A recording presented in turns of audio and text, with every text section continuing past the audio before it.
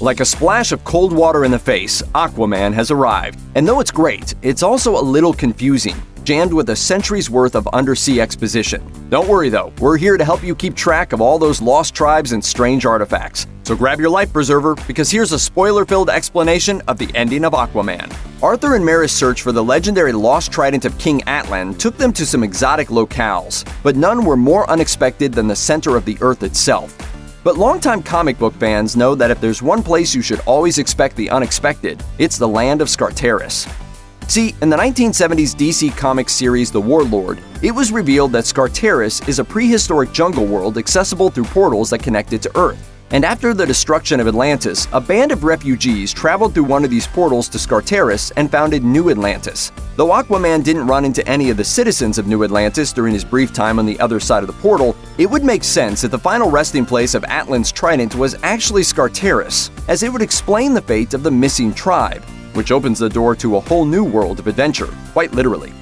Once Arthur finally got his hands on Atlan's trident, fans got to see an incredibly confusing sequence where it seemingly lit up the nervous systems of a bunch of random sea creatures. There was no concrete explanation as to what was actually happening, leaving viewers to wonder just what exactly this mythical trident actually does, other than spark up what appeared to be a bonus level from Tetris Effect.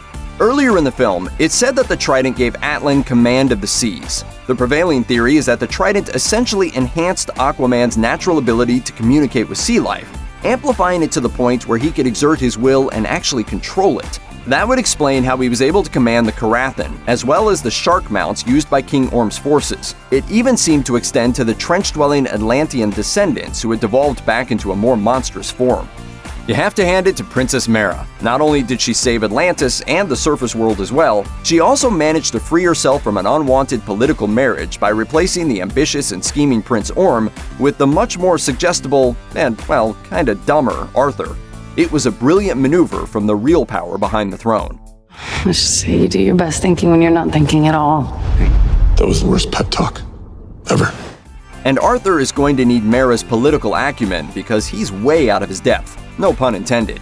So far, it doesn't seem like he's even heard the word diplomacy. Sure, a lot was made of Aquaman's unique ability to bring the surface world and Atlantis together, but you have to be able to do more than talk to fish to get that done. You have to talk to people, and so far, that doesn't really seem to be his strong suit.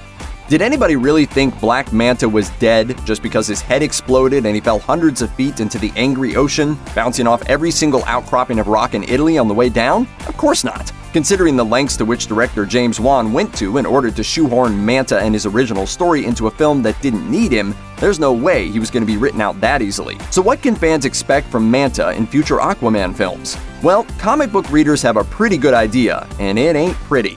Way back in the 1970s, Black Manta was at the center of one of the most shocking storylines in comics history, as he finally got his revenge on Aquaman by murdering Arthur and Mera's infant son.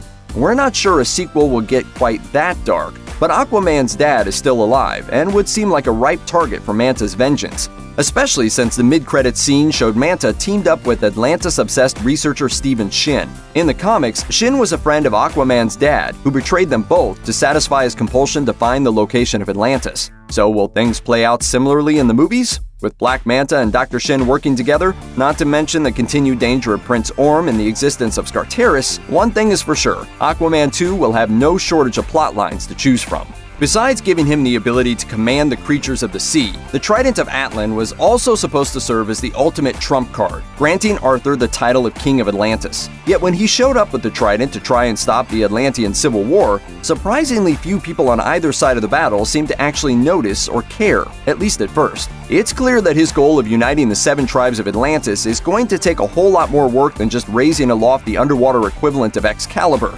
As a wise man once said, "Supreme executive power derives from a mandate from the masses, not from some farcical aquatic ceremony." becoming king isn't the end of Arthur's work. It's just the beginning. Magic Trident or no Magic Trident.